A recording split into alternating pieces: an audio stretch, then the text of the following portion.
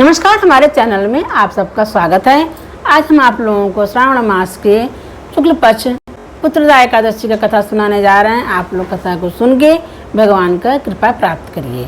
तो चलिए हम आप लोगों को कथा सुनाते हैं, तब तक हमारे वीडियो में आप लोग जुड़े रहें।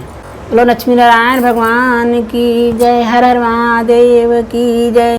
भगवान श्री कृष्ण बोले, राजन प्राचीन काल की बात है, द्वापर युग के प्रारंभ का समय था। महिष्मतीपुर में राजा महिष अपने राज्य का पालन करते थे, किंतु उन्हें कोई पुत्र नहीं था, इसलिए वह राज्य उन्हें सुखदायक नहीं प्रतीत होता था।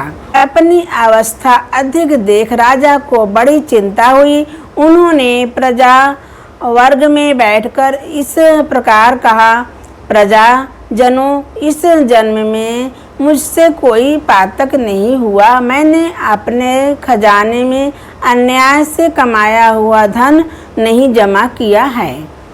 आपने खजाने में अन्याय से कमाया हुआ धन नहीं जमा किया है। ब्राह्मणों और देवताओं का धन भी मैंने कभी नहीं लिया है। प्रजा का पुत्रवत पालन किया, धर्म से पृथ्वी पर अधिकार जमाया तथा दुष्टों को वे बंधु अपुत्रों के समान ही क्यों न रहे हों, दंड दिया जाए। श्रेष्ठ पुरुषों का सदा सम्मान किया और किसी को देश का पात्र नहीं समझा। फिर क्या कारण है जो मेरे घर में आज तक पुत्र उत्पन्न नहीं हुआ? आप लोग इसका विचार करें। राजा के ये वचन सुनकर प्रजा और पुरोहितों के साथ ब्राह्मणों ने उनके हित का विचार करके गहन वन में प्रवेश किया। राजा का कल्याण चाहने वाले वे सभी लोग इधर उधर घूमकर ऋषि सेवित आश्रमों की तलाश करने लगे। इतने ही में उन्हें मुनि श्री लोमंस का दर्शन हुआ। लोमंस जी तत्व यज्ञ संपूर्ण शास्त्रों के वशिष्ठ विद्वान, दीर्घ आयु और महात्मा हैं।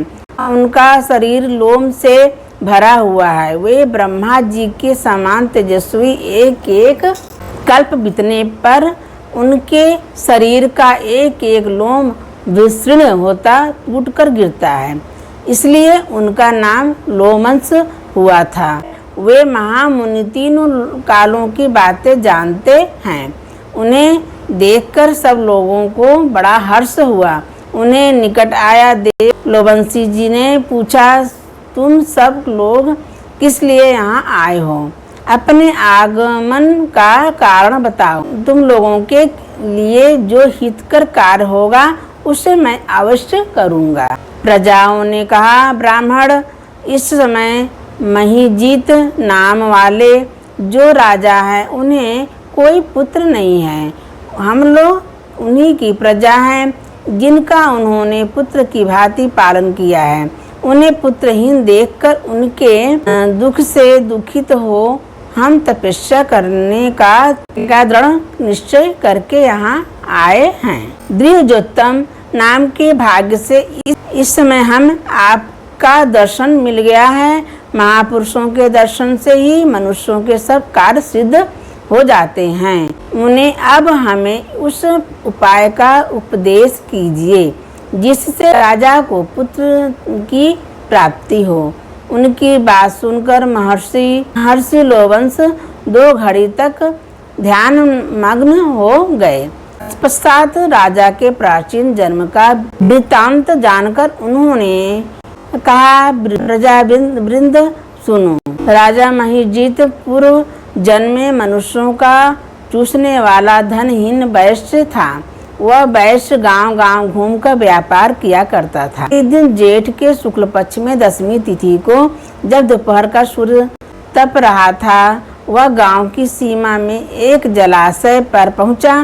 पानी से भरी हुई बावली देखकर वैश्य ने वहां जल पीने का विचार किया। में वहां बछड़े का साथ एक गौ भी आ पहुंची।